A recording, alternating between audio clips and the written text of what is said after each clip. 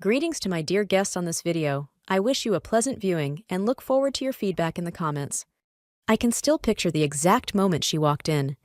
Her heels clicked sharply against the floor, lips pressed tight, and her whole attitude seemed to fill the hallway before she even uttered a word. It was a Monday morning, and there I was, sitting at my desk like any other day, sorting through the newest client schedules, confirming lunch reservations, and getting the briefing notes ready for the weekly operations meeting. These were the behind-the-scenes tasks that never appeared on a balance sheet, but without them, nothing ran smoothly. For 13 years, I'd been Richard Langston's executive assistant. He's the founder and CEO of Langston & Company, a consulting firm based in Chicago. It's not a giant corporation, but it's a respected name in the business. Richard built it from scratch, and I came on board in the second year when we were cramped into a shared office with a broken coffee machine and just 4 clients to our name.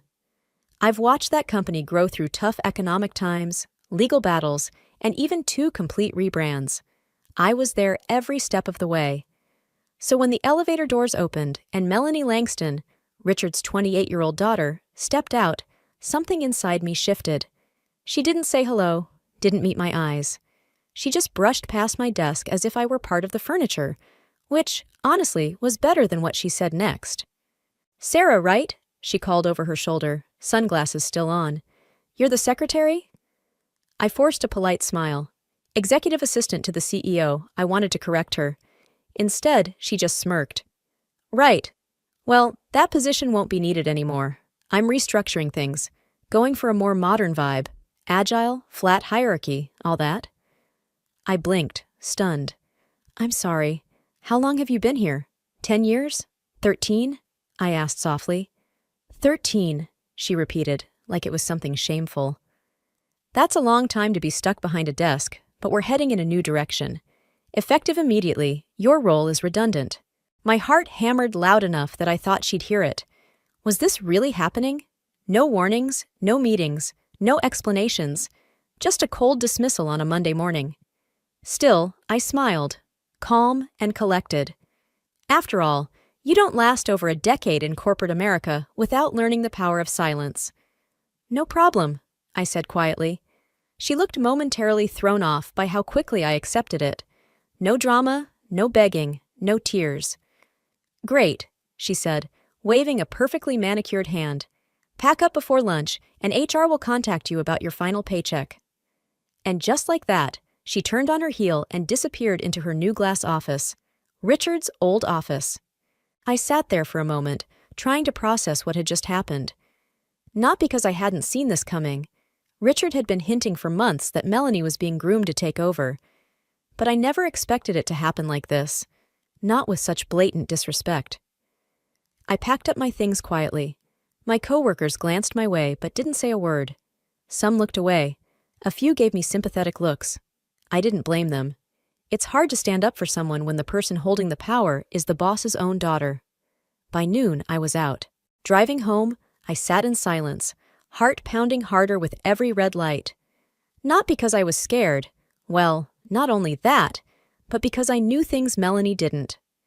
I knew how the client list was organized, where the contracts were filed, which contacts deserved handwritten thank you notes, which clients needed monthly check-ins, and which would walk away if they didn't hear a familiar voice on the other end of the line.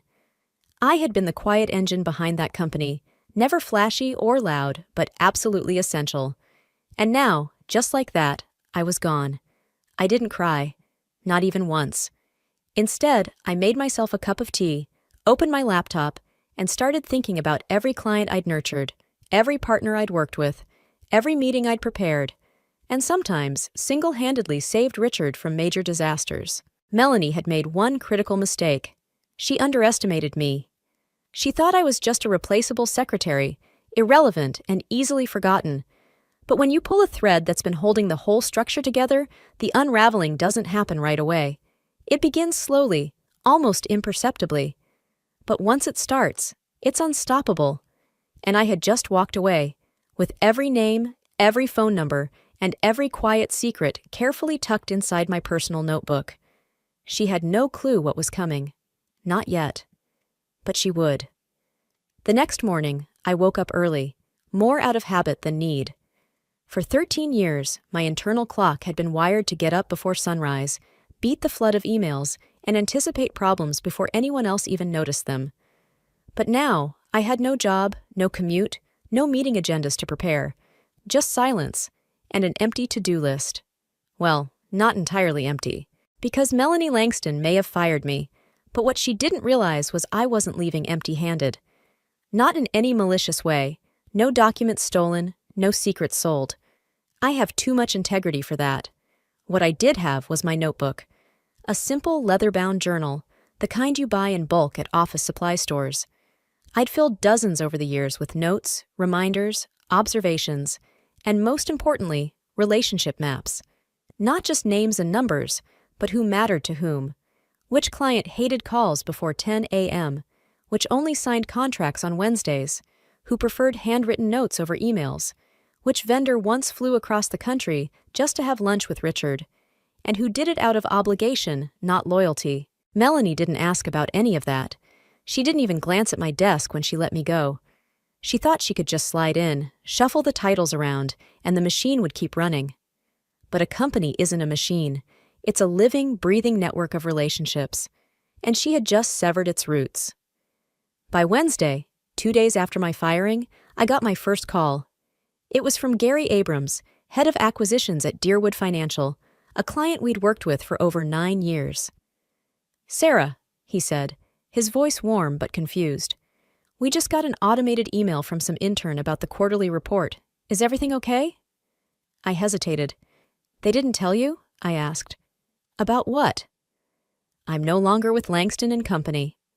There was a long silence on the other end. "You're kidding." "No." "Is Richard okay?" "Why would he be?" I replied simply. "It was his daughter." Gary grunted. "Melanie's in charge now," he said. Another pause followed. "Well, that explains the mess." "Listen," he continued, "I don't want to get caught up in office politics, but we trusted you. You're the reason we stayed this long. I mean it, Sarah. You made things work. You always got the job done." We talked for a few more minutes. He never outright said he was pulling the account, but honestly, he didn't have to.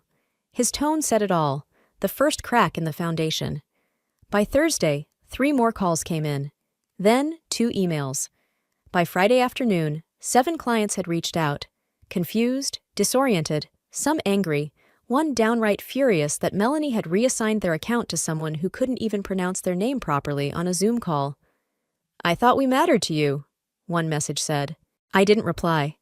I couldn't. I wasn't part of Langston and Company anymore. Instead, I logged each message carefully in a new notebook. That Friday evening, I got a text from Nicole, a former coworker on the strategy team. She'd always been kind when others acted like I was invisible. "Hey, can I call you? Something's happening here." "Of course," I said. 10 minutes later, my phone lit up. "Sarah," she said quickly, "Melanie's freaking out." "Why?" I asked. 3 of our top 5 clients have gone dark. No replies, no calls. One canceled a review meeting and hasn't rescheduled. She's pacing like a lion trapped in a cage. I stayed silent. "She's blaming everyone," Nicole went on. "Claims the assistant she promoted doesn't know what she's doing. Shock of the century." I almost smiled. "But you know what she's not doing?" "What?" "She's not owning up to anything. She just keeps saying we'll win them back with innovation." Nicole laughed bitterly. "Sarah, she doesn't even know who to call. You were the only one with real rapport. She just assumed the name alone would keep clients loyal." I was quiet for a long moment. "Have you talked to Richard?" I finally asked. "Not directly. He's out of town. Melanie's telling everyone she's cleaning house and bringing the company into the next era." I could almost see her saying it, probably in a power suit, giving some unwarranted lecture on synergy. Nicole's voice softened. "People here miss you. I miss them too." We hung up after a few more updates. I sat on my couch, the house quiet and still around me. Melanie thought I was irrelevant. But here's the thing about people like her. They confuse being seen with being valuable. They think if you're not the one making speeches or closing deals, you don't matter. But I mattered. And by the time Monday came around again, she'd find out just how much. Because I hadn't called a single client. I hadn't rallied anyone. I hadn't said a word about my firing. The clients were walking away all on their own. All I had to do was wait, listen, document. Because the avalanche had started, and Melanie was standing right in its path. By Monday morning, it wasn't just a ripple, it was a wave. I hadn't set foot in the office since Melanie fired me. I hadn't sent a single message or warning. And yet, the company's once steady heartbeat had turned erratic. I could feel it from miles away.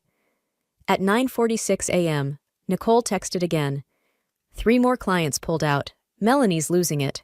I stared at the screen, letting the weight of those words settle. In just 1 week, 6 major accounts had gone silent or officially severed ties. I flipped open my notebook and scanned the names. These weren't just any clients. They were the backbone of the firm.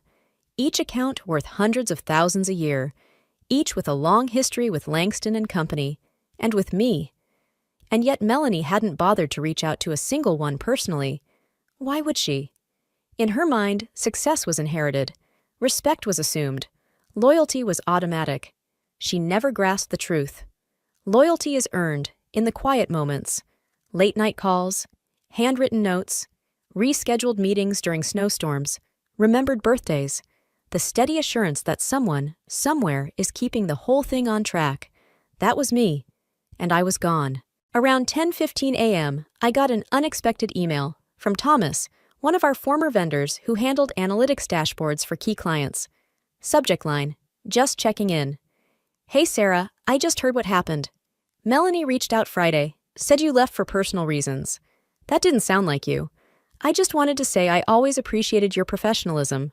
Hope you're okay. I replied briefly, thanking him and wishing him well. No need to defend myself. The silence from Langston and Company was doing that for me. At noon, my phone rang.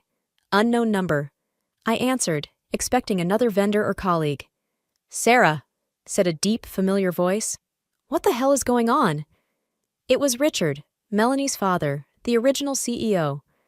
I straightened instinctively, even though I was home in leggings with a half-eaten sandwich on the table. Hello, Richard. I just landed an hour ago, he said, and my phone hasn't stopped ringing. Clients, partners, even competitors. They're saying we've gone dark, that Melanie made some power play, and that you're gone. I paused. She fired me last Monday, said my role wasn't needed anymore. There was a long silence. She what? She called me just a secretary. Another pause. I pictured him rubbing his temples like he always did when stressed.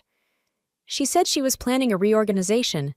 I thought that meant streamlining mid-level managers, not firing the most trusted person in the building. You trusted me, I said. She didn't, he said. I can't even begin to explain how furious I am. And the clients, he added. God, Sarah, I had no idea you had that kind of connection. They're not just clients, they're relationships, and they noticed when I disappeared. He sighed deeply. How many have we lost? I don't know the final count. Last I heard, at least 6 of the top 10 are reconsidering. She never even looked at the client ledger, he muttered. I can't believe I left the company in her hands. You left it in her hands without giving her the tools to understand it. Another silence. Where are you right now? Home? Stay there. Don't talk to anyone else about this. I need to see for myself. He hung up. I sat quietly, trying to slow my pulse. A storm was coming. Not the frantic kind, the silent, calculated kind, the kind that shakes foundations. And I wasn't at the center anymore. I was the catalyst. At 3 p.m., Nicole messaged again. Melanie just locked herself in her office. Legal is here. Something's happening. At 4:12 p.m., Richard called again. She didn't tell me anything, he said. No greetings, no mention of the firings, no warning about the accounts. But you know what really hit me? What? She had no idea how the contracts were set up. You weren't just a secretary. You were listed as the point of contact on 4 client agreements. Some only signed because you were involved. I know. Why didn't you ever tell me? Because I didn't want the credit. I just wanted the work to matter. There was a pause. His voice softened, like it always did. I see that now. He sighed again, Longer this time. She's not equipped for this. I stayed silent. Then finally, Sarah, what would it take for you to come back? I closed my eyes, letting the question hang in the air. Because what I wanted wasn't just an apology. It was reckoning. I didn't answer right away. He asked again, urgency creeping into his voice. I knew he was pacing, his mind racing, trying to hold on to the remains of the company he'd built. Finally, I said, if I come back, it won't be to sit quietly behind a desk. Name your terms, he said without hesitation. Full decision-making authority over client services, I said. Reporting directly to you. I want my title changed. I want access to all reports and client data, and I want it in writing that Melanie will have no authority over my work. There was a pause, short but to the point. I can make that happen, he said. I'm not done, I added. I want to roll out a new onboarding system for staff, something we should have implemented years ago. I want a say in hiring decisions, and I want Melanie to issue a formal internal statement acknowledging her mistake. There was another pause. That last part might be tough. I know, but if I'm coming back to clean up this mess, everyone needs to know exactly why it happened. He let out a slow breath. Understood. In that moment, I realized he didn't just want me back out of guilt or loyalty. He needed me, pure business necessity. The company's framework was crumbling, and I was the only one who still knew where the support beams were. The next morning, I received an official email. Interim Director of Client Services, effective immediately, reporting directly to the CEO. Attached was the signed contract. Everything I'd asked for. I arrived at the office just after 11 a.m. No side door this time. I walked through the main lobby, my heels clicking sharply on the marble floor. Heads turned. Conversations cut off mid-sentence. People watched like I was a phoenix rising from the ashes. Nicole met me at the elevator, looking like she wanted to hug me, but settled for a quiet nod. She's in the conference room, she whispered. Good. Richard was already there when I stepped inside, along with Melanie. She looked like a ghost, pale shoulders tight, jaw clenched so hard it almost creaked. A couple of department heads sat along the far wall, unsure whether to stand or disappear into their chairs. I calmly placed my bag at the head of the table. Richard gestured for me to sit beside him.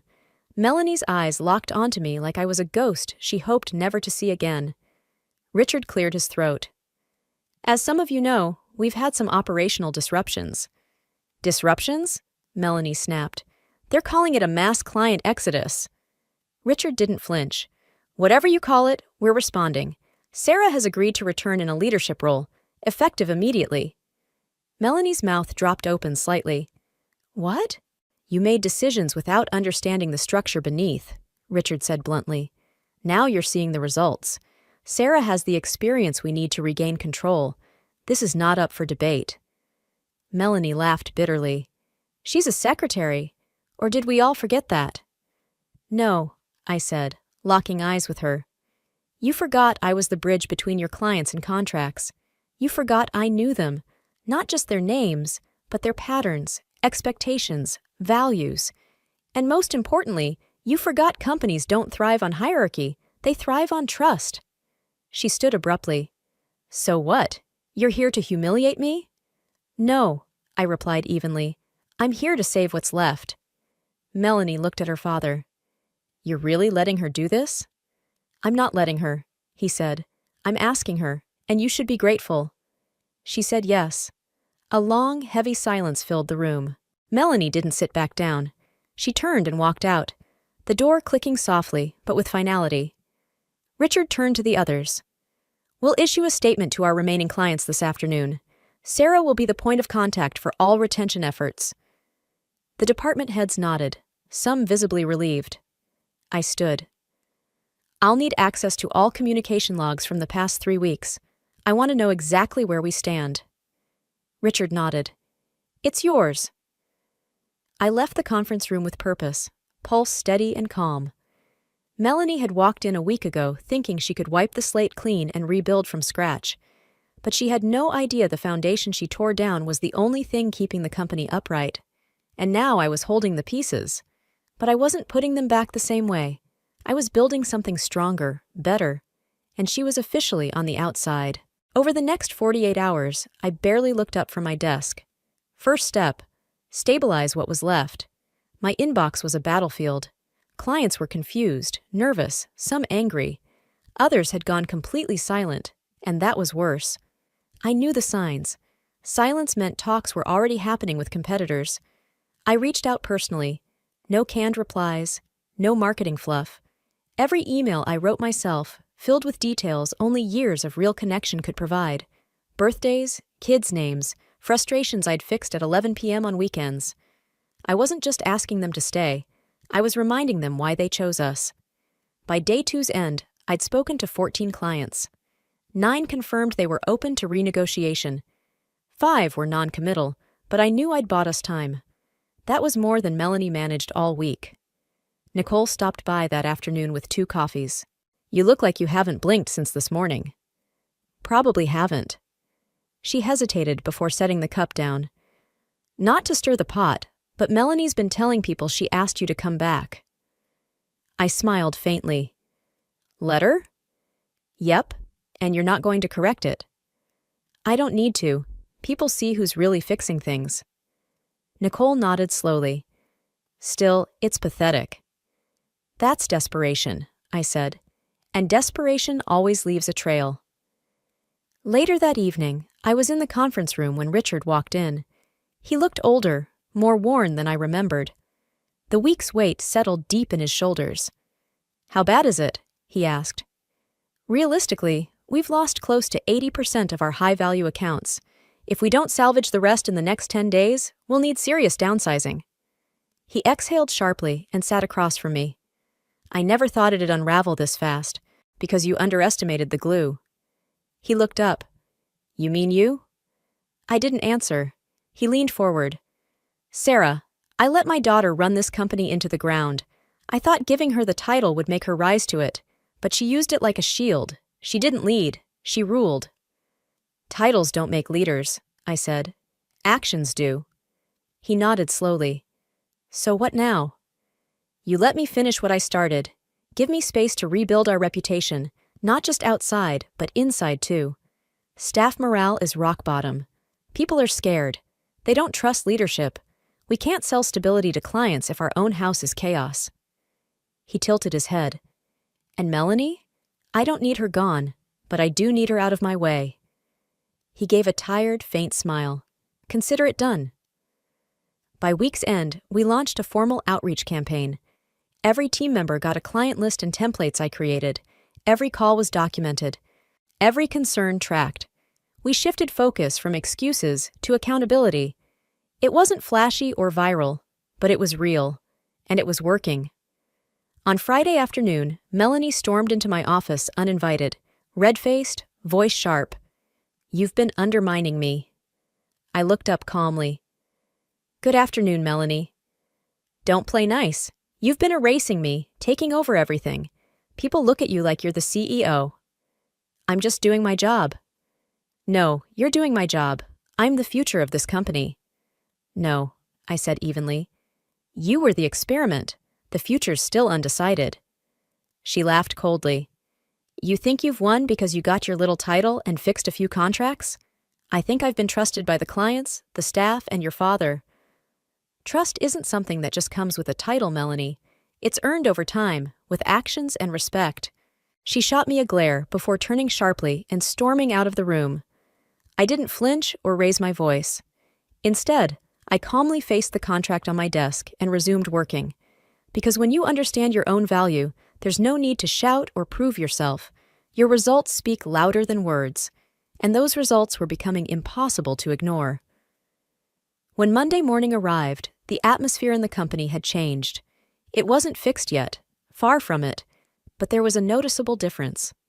The halls, once eerily silent, now hummed with tentative life. Meetings no longer felt like sessions held under a cloud of fear and hesitation. Voices that had been muffled began to speak up. Department heads stopped making excuses and started offering genuine ideas. When they passed me in the corridors, their nods were no longer mere politeness, but sincere acknowledgement. Everyone understood now. I was no longer just the woman who quietly scheduled flights and managed calendars behind a desk. I was the one who had held this company together, the one who rebuilt what had almost been destroyed by arrogance. And Melanie? She had become quieter, colder. Her once commanding and loud presence had faded into a barely noticeable shadow lingering in the background. Officially, she wasn't fired.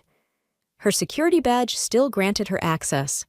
Her nameplate remained on her office door, but the trust she once commanded had evaporated. She could feel it, and so could I. On Tuesday, Richard summoned me to his office. Though his face was serious and marked with exhaustion, his eyes held a calm steadiness I hadn't seen in weeks. He motioned for me to sit. "We've stabilized," he began.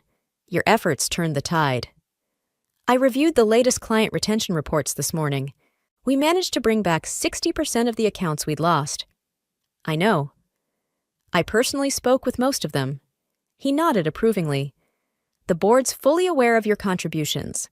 They recognize that you authored the internal recovery plan, trained the interim client teams, and managed staff communications during one of our most turbulent months." I waited quietly as he reached into a folder. Inside lay a formal offer letter. "I want you to remain with us permanently as Chief Client Officer," he said. "Executive title. You'll oversee all client relations strategies with full autonomy. Your sole report will be directly to me." I glanced over the offer. The salary increase was generous. The benefits package had been upgraded, but none of that swayed my decision. I said yes because this time the title truly reflected the reality. I stood and shook his hand. "I'll accept," I said, "but on one condition." His eyebrow rose in interest. "Go ahead." "I want to establish a mentorship program for women, support staff, anyone who's been dismissed as just a secretary, just an assistant, or just a junior. No one else should be underestimated the way I was." A rare, genuine smile spread across his face. "Consider it done." I left his office carrying the letter in my hand and a fierce sense of purpose in my chest, not fueled by anger or revenge, but by resolve. That very afternoon, walking past the glass conference room where Melanie used to hold court, I spotted her standing alone. She stared out the window, arms crossed, her reflection merging with the city skyline behind her. When she noticed me, she turned. Her eyes looked tired. No makeup, no proud posture, no false bravado. Just a young woman who had mistaken authority for real power, and power for invulnerability. "I know you believe I don't deserve this office," she said softly. "I don't have an opinion on that," I replied evenly. "Deserving isn't the point. It's about what you do once you're given a chance." She looked away, breaking the gaze. "You made me look weak." "No," I answered firmly. "That was all on you. I just refused to hide it." A heavy silence settled between us. Then, almost hesitantly, she asked like a child seeking comfort, "Did you hate me?" "No," I said honestly. "I felt sorry for you, because you stepped into a legacy built by your father and never bothered to understand the people who helped build it." She didn't reply.